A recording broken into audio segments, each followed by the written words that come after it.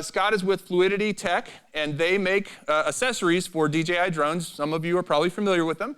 Scott came here to talk about his experience as not only an astronaut and a doctor, but also a drone pilot and an innovator. So everybody give a big hand to Scott Parazynski.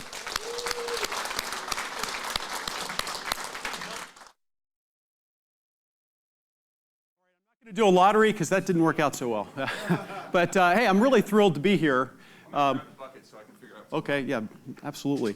No, I brought my team, Fluidity Tech, with me here today. So I'm going to introduce you to my team in a few minutes, but really very excited to actually share the FT Aviator with you guys. And more than just having a talking head up here telling you what the FT Aviator is, it's going to be really, I think, really cool for you to get out there and fly with our technology. So we'll share that with you in a moment. But what I thought would be really interesting is basically to tell you about the innovation. How did we get here? Where did this product come from? And actually, it came from outer space. And literally, it did. My background is a little bit unusual. This little guy right here is little rocket man. Did not grow up to become the supreme leader of North Korea, but he did grow up to become an astronaut. And so I grew up in the shadow of the Apollo program, actually. My dad was a rocket scientist. He helped design the first stage of the Saturn V boosters that took men to the moon in the late 60s, early 70s.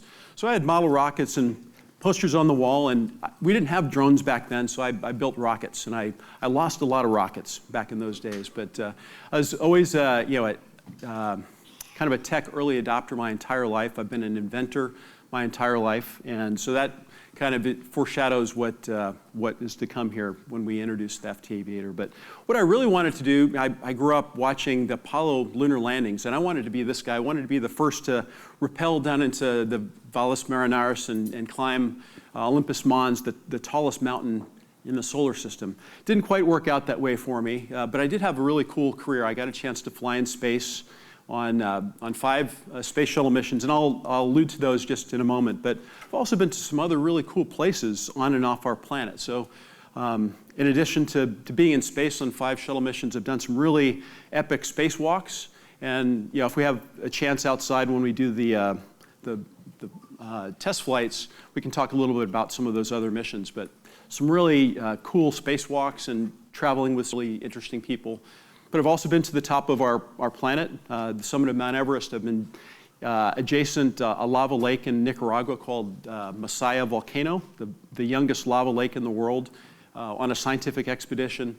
I've been deep beneath our oceans and all over Antarctica. And so what's really cool about these extreme environments is that they're an incredible catalyst for innovation. And so I've used my flight experiences, my expeditionary experiences as catalysts for the things that I invent. And one of the things that I invented, of course, is the FT Aviator. And so we'll get to the genesis of that here in just a minute. But these are the fantastic folks that I got a chance to fly in space with. Traveled in space on 5 shuttle missions, traveled to study the Earth's ozone layer on my first flight. That upper left-hand photograph there is a very young Scott Parazynski. But I think I was 30 at that point. The upper right, I got a chance to lead the first joint US-Russian spacewalk to the Russian space station Mir with a Russian cosmonaut. Really cool experience.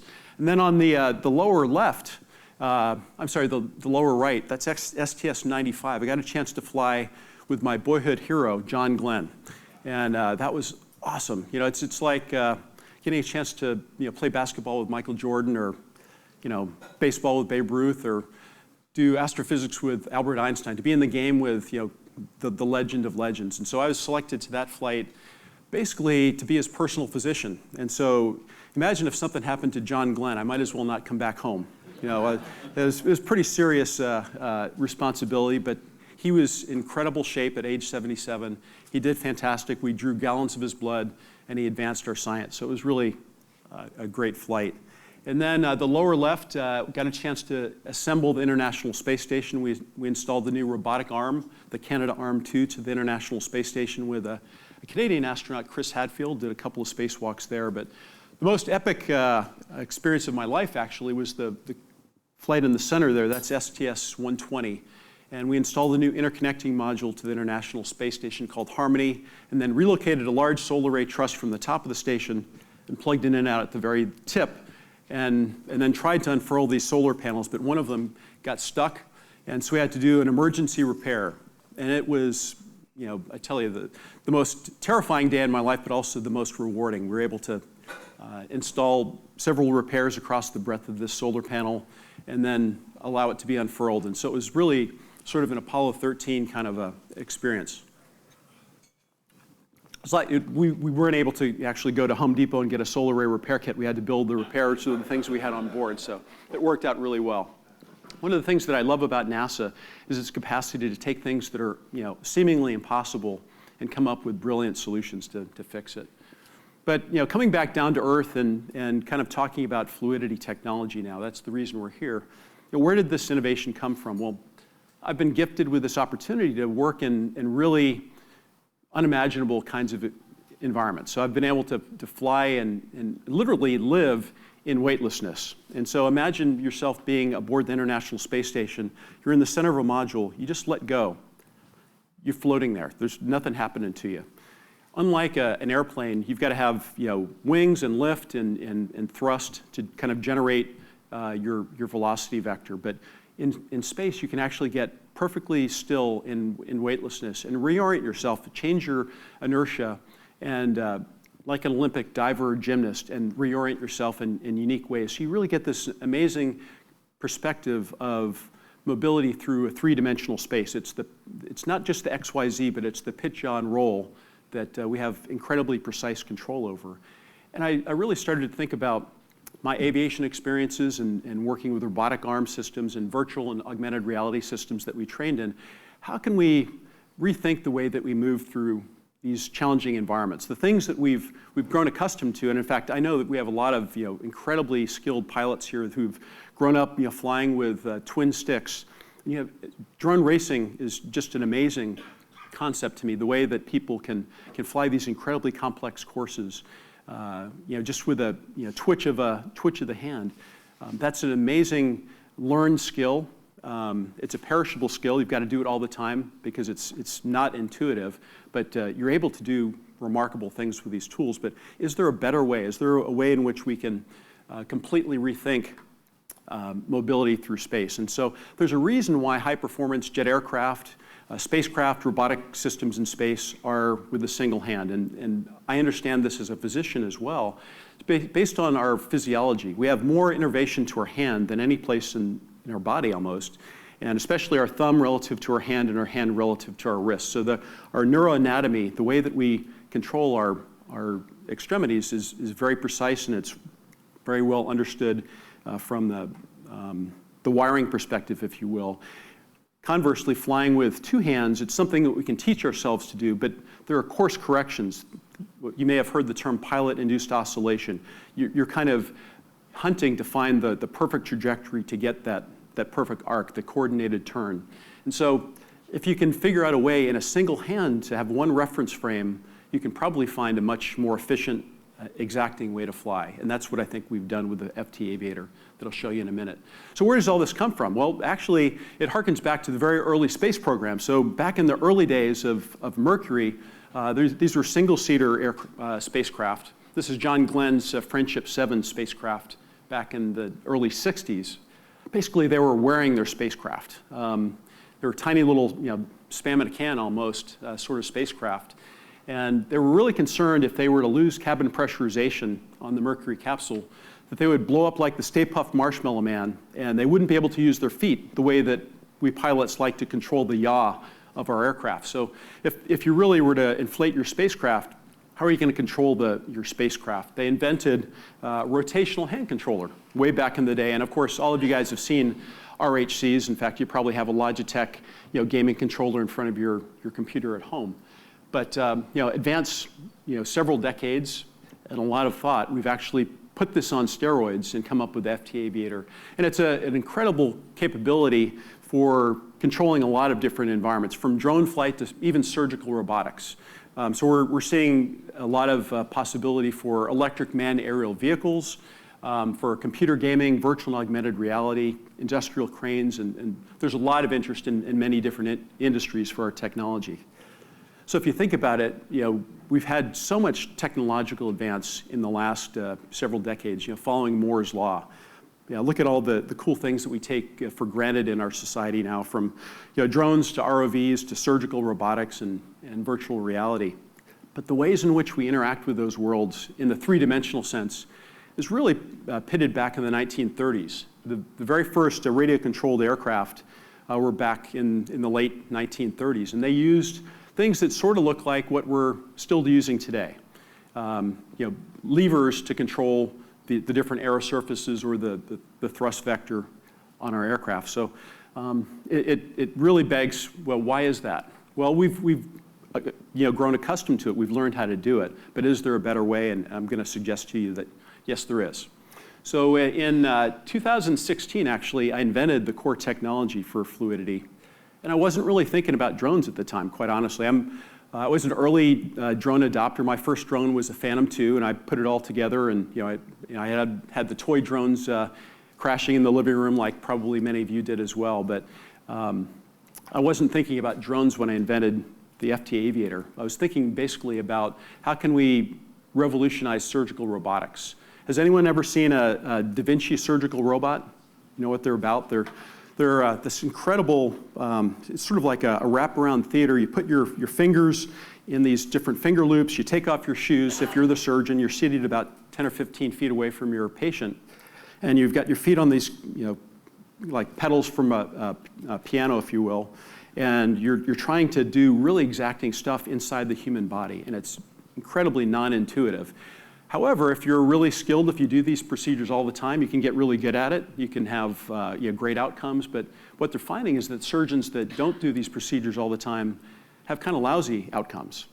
It takes longer to do the cases, and it's actually not something that we ought to be doing for a lot of surgical cases.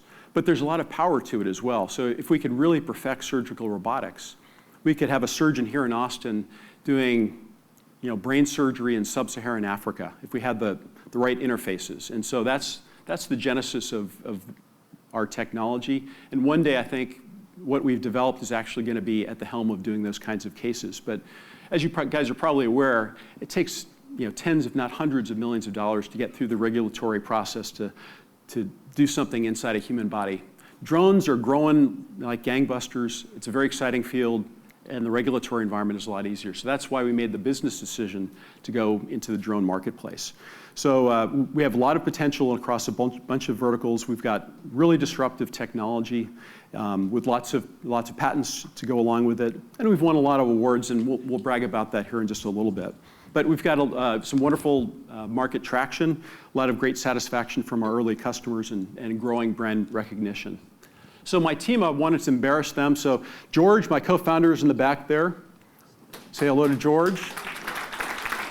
And my other two teammates here are Carolyn and Keith. Stand up, guys. So you'll meet these guys at the flight demo in just a little bit. And the rest of my board is shown here as well. A really great core team of folks.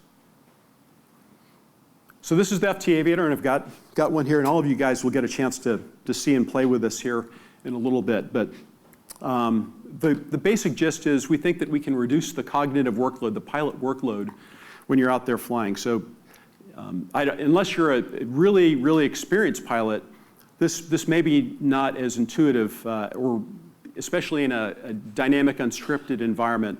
If something is going awry, which way is up, which way is yaw left, that panic that may befall you, there's no ambiguity when you fly with FT Aviator. And I'll show you the different control inputs that we have here.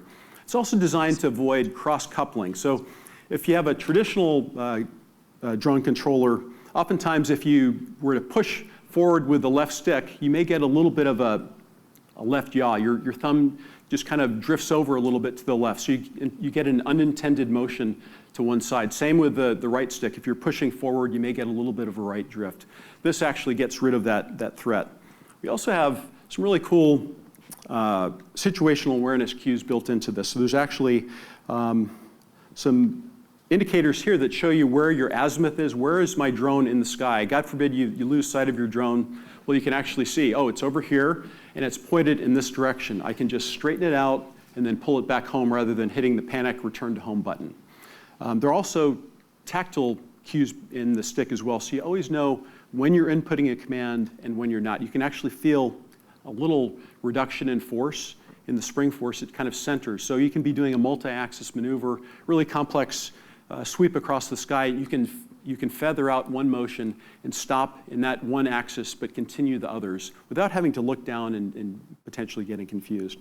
So, and then finally, there's some really, we think, really disruptive controls in the base unit here to make camera operations easier. So you can actually see this is the camera tilt axis right here. Instead of, well, which way do I pull the rotary to tilt down and to tilt up on a radio controller, this is actually mapped, physically in the same way that your camera is going to move, so there's no ambiguity. And other features here that allow us to very quickly scroll between different camera features, shutter speed, exposure compensation, and so on. So we think it's going to be really fun for you guys to try it here this afternoon, and we'd love to get your feedback. Let's see here. Thank you. Thanks. So I don't have any real screen captures of the app, but it's actually patterned very closely to the DJI Go app. So you'll be able to feel right at home as soon as you power this thing up. You'll know where everything is. There's really not any mystery. It comes through the mobile SDK, so it's partnered very closely with DJI. So one of the things that's a real passion of mine is I want to make drone flight easier for people so that these tools can be adopted by many more people. You guys are obviously expert pilots, and you've mastered the skills with the twin sticks, but we really need to have these things in every squad car, every fire rig in the country. And the problem is right now, there are a couple of Part 107 pilots who have spent the hundreds of hours to master the skills that you guys have. But it's just not possible. If those one or two pilots are not on call, when there's a big fire, there's a first-person shooter, situation, you've got to get eyes in the sky right away. And so it's got to be in every car and accessible to every pilot. And so that's what we think that this tool offers. So up top here, this is actually in my neck of the woods in Houston after Harvey, the flooding that we had there. But obviously they're natural disasters and man-made disasters all the time. And these tools are so powerful that we need to make drones accessible for everybody. So how does it work? So I already described that there's a situational awareness display up top that shows you your relative yaw as well as your relative position. There's a thumb loop here that you can adjust to the size of your thumb. We're going to position our thumb in this thumb saddle here, and it's a dynamic balance between your index finger pulling up and pressing down. So you can have really fine control of your altitude as you're screaming across the sky. What else here? On the top of the display, I think that's it. Oh, and then it's a Bluetooth connection to your DJI radio. So we're going to be connected via Bluetooth to your smart device and then wired from your smart device into your radio. So it is an extra piece of gear. You do have to have your DJI radio with you. In the future, we hope to actually be embedded with a radio and take that out of the circuit. But for right now, you've got to carry the extra radio with you. And then on the base of the unit, at the back of the device, we have a power button, power LEDs, return to home and launch button. We have a programmable button on the side here. You can use that for your landing gear, switching camera functions, whatever you'd like. A really neat feature of this is also this scroll wheel right here, which allows us to adjust the speed of your drone. So if you're doing cinematography, you want to get a really perfect smooth shot, you put it in setting 1, and it's almost in tripod mode, so you can get a really smooth shot. We've adjusted our curves substantially for our early adopters. We actually have some really neat advances in our software that I'll share with you in a minute. But setting 1 is very slow, and then setting 5 is as fast as you'd possibly want to go. And then there's a rotary scroll wheel here that you click, and you can rotate and set your shutter speed or exposure compensation, depending on what your camera setting is. And then on the side of the device, we have the take photo and start-stop video. And I don't have it up here with me, but there's actually a bracket that sits to either side of the controller, and you can have your smartphone on over your wrist, basically. And so we'll show you that at the flight demo here in a minute. So how do you fly it? Well, it's pretty easy. I already described that. Up and down is like this: forwards, backwards, left, right, and yaw. And so after a while, you don't think about what you're actually doing out there. Basically, your thumb is the virtual nose of your drone, and so anything that happens with your thumb, your drone is going to follow. And it's just really, really natural. And so when I'm flying, it's almost a subconscious act. I'm really focusing just on my screen and the video that I'm getting, and am I getting the best exposure? Is this the scene that I want? And I can move that drone to the exact position that I want without thinking about it. So it's really a fun way to fly, but also a really precise way to fly.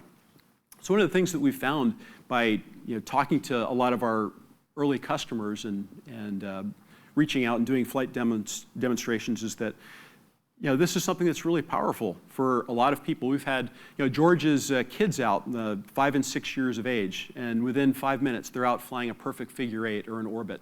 So this is something that you can take your family members out with. I'm not sure if all of your spouses enjoy drone flying as much as you do, but this is something that could actually reduce the fear factor, the barriers to entry.